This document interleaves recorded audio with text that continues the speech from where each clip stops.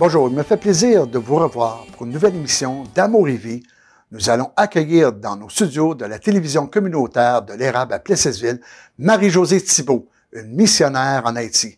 Elle nous racontera comment elle a connu le Seigneur Jésus et comment elle a réalisé son rêve de voyager à l'extérieur pour aider dans un pays en développement, un rêve qu'elle a depuis toujours. Cela a été un long parcours de préparation et de cours d'études bibliques pour y arriver.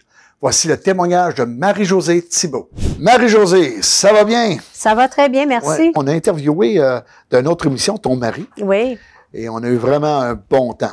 Alors, j'aimerais que tu nous parles de ta petite enfance, de quelle région tu viens, puis conte-nous ta vie un peu, s'il te plaît. Alors, moi, je viens de la ville de Québec. Je suis née sur le chemin Sainte-Foy. OK. Et puis, j'ai grandi dans une famille de 5 enfants. J'ai eu une belle enfance, j'ai eu une belle jeunesse. Tu es la dernière de 5 enfants. Oui, je suis la dernière.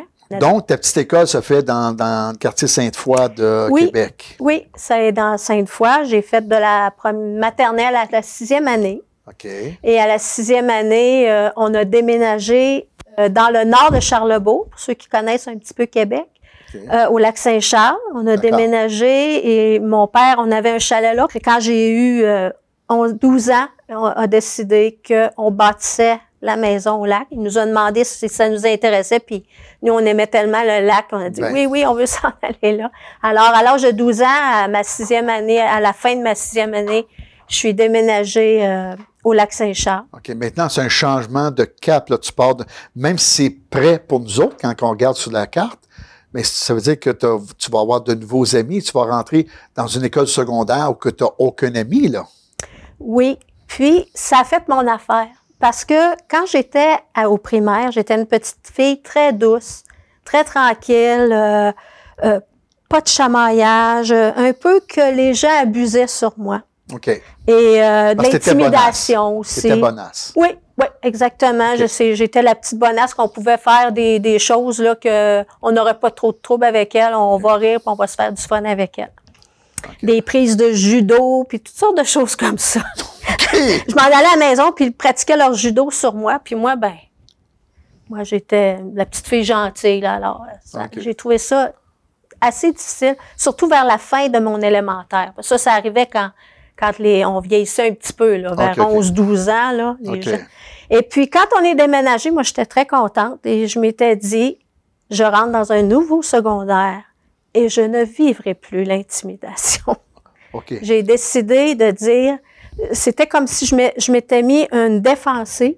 Et puis je me disais, si quelqu'un m'intimide, je vais l'intimider encore plus que c'est lui qui va reculer. Oh, c'est un changement de cap, là. Oh, ça a été vraiment un changement de cap, mais je n'étais pas méchante. J'ai quand même resté, je restais gentille, mais si tu venais m'intimider, tu vas reculer. C'est toi qui vas reculer. Okay. C'est plus moi qui va reculer. Tu marquais le territoire. Oui, je marquais le territoire. D'accord. Et c'est pour ça que j'ai passé un excellent secondaire.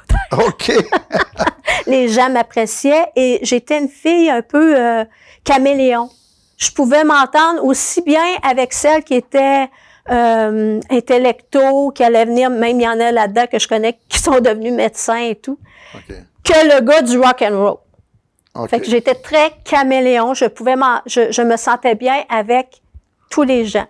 Tu étais amie avec eux simplement, pour ce qu'ils étaient. Oui. La seule chose, j'étais quand même une personne très, si on peut dire, amicale, sociale, drôle, là, mais je n'acceptais plus qu'on m'intimide. OK.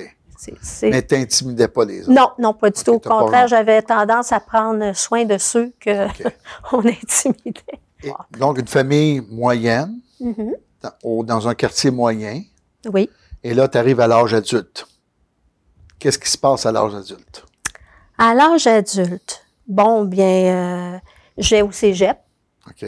Et puis après ça, j'ai étudié 1 an à l'université parce que j'ai fini mon cégep l'hiver. Alors, je veux dire, c'est ça, j'ai fini mon cégep, il me restait l'hiver, donc je voulais pas aller étudier à l'université dans mon domaine parce qu'il me restait une session à faire, fait que je l'ai faite à l'Université Laval. J'ai étudié en éducation technologique, là, avec les ordinateurs qui commençaient vraiment proliféré à ces années-là. On est en 86. Ouais, c'est le boom de... Oui. Alors là, il y avait un cours comme d'éducation rallié à la technologie. Moi, ça m'a intéressé. J'ai dit, pourquoi pas, je vais aller faire ça pour l'hiver. Et puis, quand est arrivé l'automne, je déménageais à Montréal pour entrer à l'Université de Montréal et au HEC en économie et finance. OK. Donc, tu as fait ton HEC au complet? Tu as gradué? J'ai fait plus qu'un bac. OK. Mais je n'ai pas eu le papier parce que je n'avais pas fini 2 cours qui étaient obligatoires. OK. Parce qu'entre-temps, j'ai rencontré Peter pendant que j'étais à l'université. Ah, vous étiez à la même université? Je me suis mariée, j'étais encore à l'université. J'ai tombé enceinte, j'étais encore à l'université. Okay. Mais tu as été à la même université que Peter? Non, j'étais à l'Université de Montréal. Mais là, c'est 2 universités qui n'est pas à la même place. Là. OK. C'est que moi, je travaillais aussi comme secrétaire dans une place. Et la fille qui travaillait avec moi m'avait invitée à un party de fête d'un de ses amis. OK. Puis l'ami, c'était Peter. Puis là, Peter, il était beau, là, hein? Ah oui, il avait des beaux yeux. OK. Moi, j'aime le mot « il y avait de beaux yeux ». Il les a encore. OK. Mais il était tout jeune. Il les a encore. OK. Donc, là, vous apprenez à vous connaître, vous commencez à sortir ensemble. Et là, vous décidez de faire vie commune, de vous marier? Lui, il était à l'Université de Concordia. Okay. Moi, j'étais à l'Université de Montréal. Et puis là, on a sorti ensemble pendant qu'on était tous les deux à l'université, mais lui a fini avant. Okay. Et puis, oui, on s'est fréquentés peut-être 2 ans. Et puis après ça, on s'est mariés. Okay. Puis je suis tombée presque tout de suite enceinte après avoir été mariée, parce que dans le fond, on se mariait, on était prêts à avoir des enfants. Vous avez eu combien d'enfants, ça? On a eu 4. Vous avez 4 enfants? Oui, 2 gars, 2 filles. Okay. Mais la question que je me pose, t'es venue comment au Seigneur? Bien, ma sœur, comme je vous ai dit tout à l'heure, ma mère m'a eu sur le tard, là, en ménopause.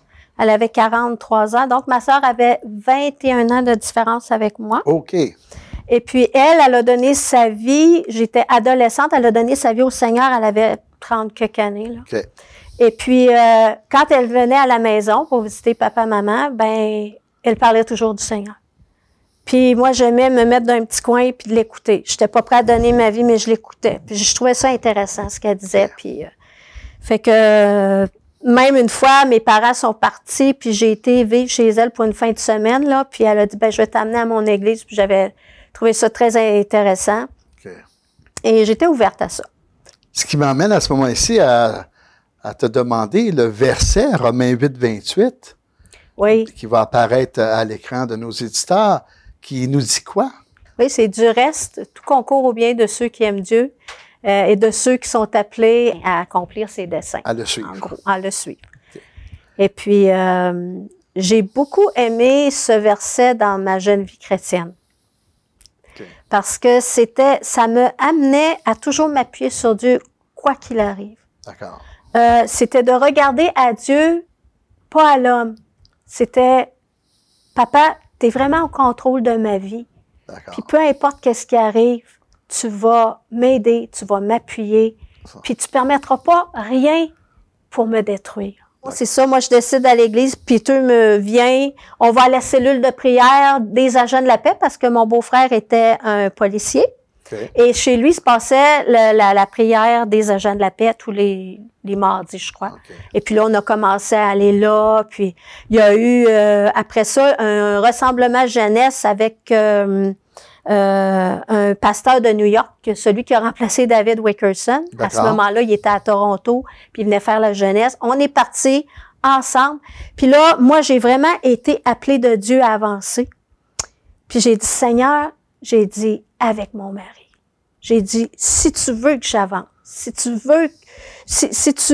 tiens à ce que j'avance, parce que moi, dans mon cœur, tu es déjà là. Okay. Parce qu'avec toutes les choses, les enseignements qu'on avait reçus, Christ était déjà dans mon cœur. Moi, dans mon cœur, je voulais suivre Jésus. Mais j'ai dit là, pour que je veux que mon mari avance. Je veux pas avancer tout seul, Seigneur. Je veux pas que ça se passe tout seul. Fait que, tout à coup, mon mari me prend la main, puis il me regarde, ça te tente-tu d'avancer? J'ai dit oui. Et là, on est avancés tous les deux à cette réunion jeunesse. On a donné notre vie au Seigneur. Puis à partir de là, ça a été, wow, histoire d'amour avec Jésus. Ceci dit, Oui. là, on a l'ambiance, on a la direction, on a la géographie de ta vie depuis ta jeunesse. Maintenant, t'es missionnaire. Oui. Qu'est-ce qui s'est passé? Ça fait des années que j'avais la mission dans le cœur. Comme mon mari l'a dit, on avait ça avant de naître de nouveau. Et ça a été long. On était content de voir qu'il y avait des missionnaires. Puis on a dit, on va se préparer à la mission. On avait parlé à nos enfants avaient un petit peu grandi. Puis on a dit, gars, on va se tenir comme des missionnaires au Québec. Fait qu'on est devenu comme, on est devenu pasteur. Okay. Et puis on est allé à Gaspé, on est allé au Nouveau-Brunswick, on est allé un peu partout, là. Okay. Et puis on a dit, on va vivre comme des missionnaires. On s'attache pas, on va se laisser aller là où le Seigneur nous conduit. D'accord. Puis mes enfants étaient là-dedans. Et puis... Et je me rappelle bien aussi, juste pour avant, je ne veux pas te couper, oui, mais je me rappelle bien, vous avez même passé à Victoriaville une couple d'années pour le ministère pastoral. Oui, on a été 2 ans à Victoriaville. À l'église Puis c'est même d'ailleurs à Victoriaville que j'ai eu l'appel pour la mission. La confirmation complète. Oui. Après un jeûne, le ministère était terminé ici. Et là, moi, j'ai décidé de faire un jeûne que j'appelais mon jeûne d'allégeance. Okay. Parce que je voulais jeûner, puis c'était un long jeûne quand même. Puis j'ai dit, je veux vraiment ta direction. Je veux la paix dans mon cœur. Je veux que tu me guides et tout ça. Puis là, OK, on recule un petit peu de tout à l'heure où je disais, ça faisait longtemps qu'on parlait de mission avec les enfants puis tout ça. Puis à un moment donné, ça a parti. Ça faisait trop long. Puis même mon mari m'en a reparlé. Puis j'ai dit, la mission, là, j'ai dit, les enfants sont grands. J'en ai un de 15 ans, j'en ai un de 14 ans. J'ai dit, j'ai plus ça dans le cœur. C'est comme, c'est passé. C'est vieilli. Ouais. C'est comme Dieu avait mis ça là, mais c'est comme le temps à apporter d'autres choses. Okay. Puis là, mes enfants étaient tous 14, 13, 15, là, dans le début adolescence. Fait que j'ai dit, j'ai plus ça dans mon cœur. C'est comme, c'est plus là. Puis, quand j'ai fait ce jeûne d'allégeance, tout est remonté dans mon cœur. OK. C'est comme, après, là, c'est comme le Seigneur commençait par Haïti, la mission. J'ai dit, c'est vrai, hein, Seigneur, tu m'avais donné le goût de faire de la mission. Tu avais semé ça dans mon cœur. Mais c'est quoi la formation pour être missionnaire? C'est des cours au collège biblique. OK. C'est on a dû faire un an de cours. OK. Et un an et aussi des travaux dans ces cours-là, c'est le travail sur le pays pour lequel on va. désire aller. Oui. Okay. Et puis après ça, il y a une conférence. Il y a 3 voyages missionnaires court terme qu'on a fait. Et puis après ça, il y a eu aussi comment ils appellent ça? C'est pas une conférence, mais on s'en va, tous les étudiants on est en ligne. Okay. Et là, on s'est tous réunis en Colombie-Britannique pour être ensemble. Oui, à l'école de mission. Puis la deuxième année, c'était du coaching avec quelqu'un de mission? La deuxième année, ça a été, les cours étaient finis. Ça a été encore voyage missionnaire à court terme. Okay. Et après ça, le partenariat. Parce que il n'y a rien de payé, là. C'est pas les APDC qui nous payent pour aller. Okay. C'est nous qui devons, comme les Jeux olympiques, okay. C'est nous qui devons aller chercher nos partenaires, églises, personnes individuelles, amis, soutien financier. C'est toutes nous qui devons aller chercher ça. Fait qu'on a étudié là-dedans et puis on a été pour faire monter notre partenariat. Donc, un budget qu'il faut monter puis il faut atteindre le budget avant de partir. C'est ça. OK, pour pas que vous soyez en difficulté là-bas. Là. OK. C'est que ceci dit, maintenant, vous êtes ramassé, on fait l'histoire plus courte, on se ramasse en Haïti maintenant. Oui. Maintenant, donne-nous ton rôle en tant que missionnaire. Qu'est-ce que tu fais? OK. Ça fait 4 ans qu'on est en Haïti. Et dans les 2 premières années, ça a été de faire de l'aide avec les professeurs, avec les tout-petits, les kinder. C'était des chants, c'était toujours par rapport à Jésus. Des chants, des histoires, aider les professeurs dans leur classe, aider les enfants à parler français. En général, c'était ça. Okay. Après le tremblement de terre, ça a changé complètement parce que moi, je m'occupe de l'administration de notre ministère, je m'occupe de nos administrations personnelles, les lettres de nouvelles, la communication avec les partenaires. Et puis là, avec le tremblement de terre, il y a eu beaucoup d'argent qui sont rentrés pour aider les sinistrés. Okay. Et c'est devenu vraiment administrativement phénoménal, là. Okay. J'ai dû quitter un peu l'école pour m'occuper des finances puis des transferts d'argent pour les sinistrés, les maisons construites.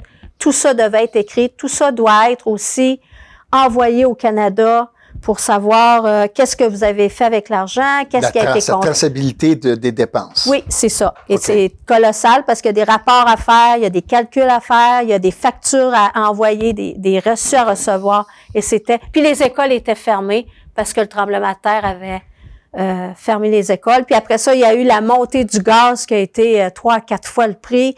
Encore les écoles fermées, les professeurs ne pouvaient pas se rendre. Donc, nous, on pouvait faire ces choses-là, aider dans cette situation-là. Ça me donnait l'occasion de faire les chiffres. Puis ça lui donnait l'occasion de faire des cours sur ordinateur pour que les gens, sans se déplacer, puissent avoir accès aux cours. Alors, bon, c'est ça qu'on a fait pour... Donc, c'est une œuvre inattendue qui est de répondre à un besoin présent. Oui, c'est ça. Puis le Seigneur m'avait donné sur un texte que je lisais, parce que je m'en faisais un peu. Je me disais, voyons, Seigneur, je suis comme un peu débalancée, ébranlée dans tout ça. Puis c'était comme, oublie tes projets, oublie tes idées préconçues, oublie tous les plans que tu as fait devant les hommes, tout ça. Chaque jour, suis-moi. Il suffit sa peine aussi. Et chaque jour suffit sa peine. Alors là, ça m'a mis une paix incroyable dans mon cœur. Et puis chaque jour, j'ai suivi. Chaque jour, le Seigneur m'a montré d'être une grande aide pour mon mari. Parce que il avait besoin d'aide aussi dans le niveau de mettre ses cours sur informatique. Moi, je corrigeais, je corrigeais la structure de phrase aussi. Ça a été un gros travail, là, ça nous a donné. Donc, oui, le Seigneur a vraiment... tout concourt au bien de ceux qui aiment le Seigneur, qui sont appelés selon son dessein. C'est pas nos desseins, c'est les siens. C'est les siens. Et quand on lui fait confiance, mais le Seigneur ouvre des portes incroyables. Hein? Puis on a la paix là-dedans.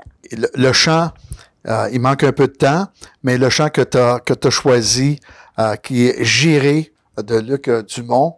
Montre-moi la voie, dis-moi où aller, où tu voudras, j'irai.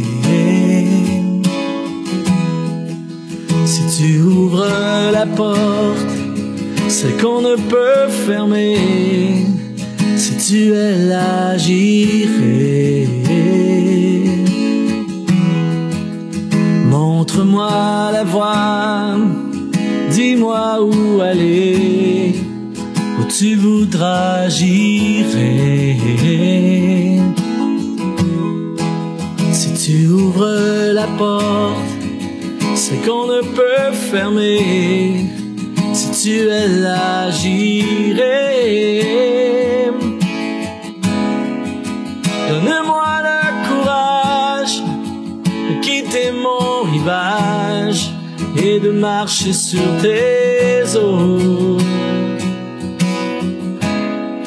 Le courage d'être libre et d'oublier le passé, le déposer à tes pieds, à tes pieds.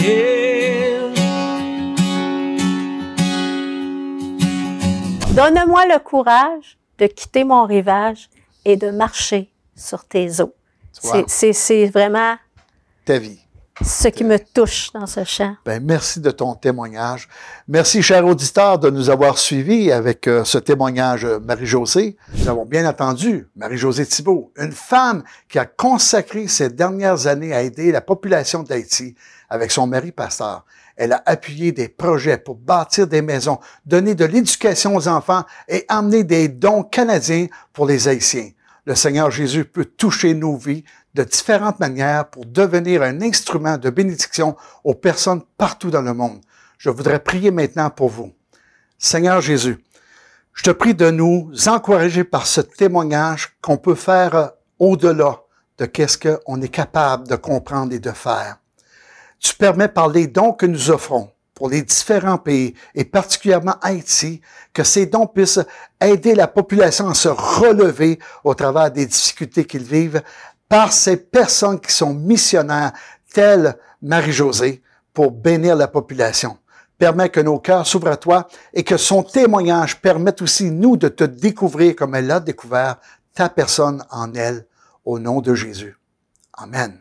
Finalement, je vous invite à notre église de Victoriaville tous les dimanches à partir de 10 heures du matin. Une nouvelle émission d'Amour et Vie aura lieu la semaine prochaine à la TVCE. Je vous attendrai ici. Au revoir, à la semaine prochaine.